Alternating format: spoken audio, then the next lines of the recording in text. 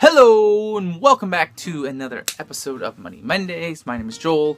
Welcome to our channel. Today you will notice that I am missing my lovely sidekick, Ana Catalan. Anna has taken the night off because she's just not feeling well. So I'm here, you have to deal with me. But thank you guys for tuning in to her pregnancy video. As of last week, she was 22 weeks and going to the 23rd week. And just love the support and thank you guys for supporting her because she is an amazing mom, isn't she, guys? She's an amazing mom. We're going to have 4 kids. I have to start budgeting a housekeeper, getting some help, some nannies, some dates out and stuff like that because yeah, stay tuned. She will definitely be updating you guys again later in the week. So that leads me to what we're going to talk about for this Money Mondays. I got a great email and I wanted to talk about this topic because it was great. We had talked about it in the past, but for some new viewers, subscribers, people who haven't seen us talk about this, I wanted to talk about it. It is the topic of cash. If you have been following us for a long time, or you know the whole baby steps that we've gone through Financial Peace and Dave Ramsey's Financial Peace, you know that we completely believe that cash is king, so we use cash.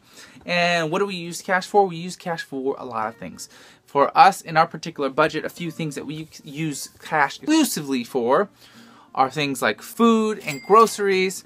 We definitely use cash for gas, toiletries, clothing, sinking funds like our car repair fund, Christmas, birthdays, any gift money, things like that, miscellaneous, his and her money, pocket money, and any other category that you think is good for your budget. In America, we have a tendency to overspend, and a lot of that comes from just lack of planning, not living on a budget, but most importantly, it really comes from just the simplicity of things nowadays. And what I'm talking about is credit cards and debit cards.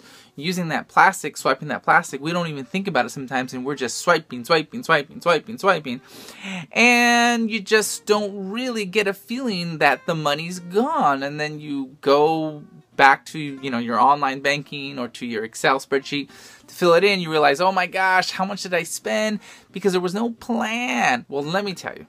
If you guys used cash in your hands and you went to the grocery store and you had that cash, I guarantee you that it would be much easier to stick to your budget and make you actually stick to your grocery list and make you think twice about some of the purchases you make. Because if you had that plastic, you'd probably swipe it and not even think about it. But this time you have the money, and when the money's gone, the spending is gone. If there's overspending in a certain category, that might be a good category to start trying to use cash. Now, we don't use cash for everything, okay? Our utilities, insurance premiums, healthcare stuff, life insurance, other things like that. Those things are usually set up through automatic withdrawal through our bank account. So we don't use cash for everything, but we use cash on things that we tend to have a tendency to overspend. So I hope that answers the question around, what do you use for cash and what kind of categories? And you guys, let me tell you, talking about the categories, they are your categories. They need to be specific to your budget and to your lifestyle. I highly recommend trying to use cash in food. Definitely that's a one that you want to try to do, especially if you're trying to get out of debt. Try using cash in food. Try using cash for your clothing. Try using cash for your gasoline. Try using cash for any other little category that you're gonna maybe put money towards. Like I said before, Christmas, birthdays, things like that. But definitely give it a shot, guys, because what's gonna do is gonna make you think twice again, like I said, about those purchases, because it's way too easy to overspend when you start using that debit card. Dude, we've been there before, you guys. We've totally done it. Maybe I didn't make it to the bank. Maybe I, didn't pull the cash out yet, and I've had to use my debit card. But we did keep account of it. If we spent, a certain amount of money, then we only get X amount left that's remaining in our budget. So how do we do the process? This is how we do the process. We live on a zero-based budget. If you've never lived on a zero-based budget, it's great. It's amazing. X amount of money that's coming in. You know how often you get paid, if it's the 1st and the 15th of the month, or every week, every 2 weeks, whatever it is. You take what you bring in as far as your income, and then you sit down and you start writing into categories. rent, things like that, all the different kinds of expenses you have. And basically at the end of the zero-based budget, you should have zero remaining. So X amount comes in, X amount goes out, and there's nothing left, okay? When we finally do that, and we actually have our budget on paper, on purpose, okay, with intention, then whenever I get paid, I have a list of the cash that I'm going to be getting out for the particular week. Then I go to the bank, and I know the bank tellers, and everybody knows it's me. I go and makes for fun conversation because they know what I'm doing. It's awesome. It's kind of fun to have this kind of conversations with bankers. Then I bring that money home, and then I start stuffing the appropriate envelopes with the money that was budgeted. And let me tell you, in the past, we've made mistakes, you guys. We're human, you know.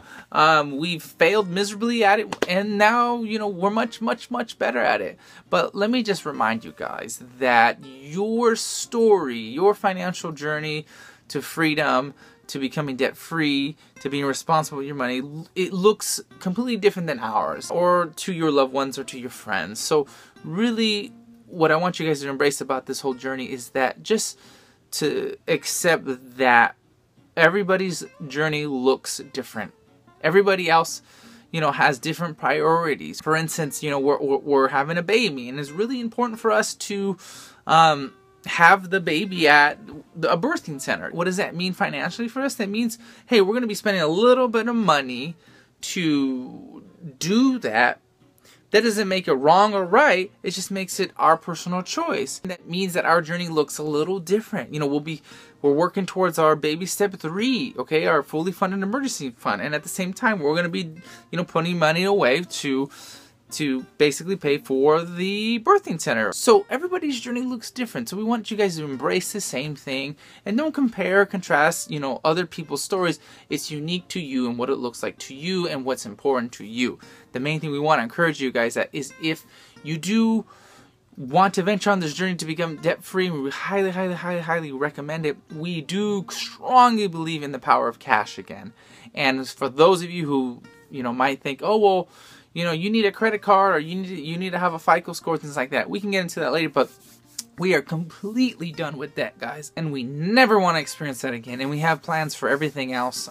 So we don't really need to go into debt ever again. So, and that's the exciting thing, the freeing thing about being on this journey, is to really find financial peace and financial freedom through what we've learned through Dave Ramsey and the Financial Peace University course, and what we've learned along the way, just living life together. So I hope this answered a couple questions about living on cash. We encourage you guys, go for it. If any of you guys use the cash-based envelope system, let us know in the comments below. Let us know how it's worked for you. If you have any questions about it, please leave it in the comments below. I was just super excited to just share this information to you. We've made a lot of mistakes. We hope you learn from our mistakes and hope that this information is helpful to you. So that's it for this week's Money Mondays. Very quick and to the point. I also want to just say thank you guys for all the suggestions about our tagline. I read them all, and we love them all. We're going to be coming up with some new artwork and stuff. So thank you very much. It helps give us, you know, the input helps us because we're going to sit down and be doing that. I've been super busy back to work, which is exciting. So that means some of the things like the manor have to be put off until next week. So thank you guys again for the support and the love. If you guys haven't already followed us on Twitter and Instagram, please do so at Joel D. Catalan, at Anna Catalan, and you can also check out our Facebook page. It's Live Like No One Else on Facebook. And you guys are awesome. Thank you so much for the support. You guys really do. Every comment really means so much. And please forgive us if we do not respond to you in a timely manner. It's just wild sometimes. But we do really appreciate the support and love. So thank you guys so much. So we'll see you next week for another episode of Money Mondays. Thanks a lot, guys.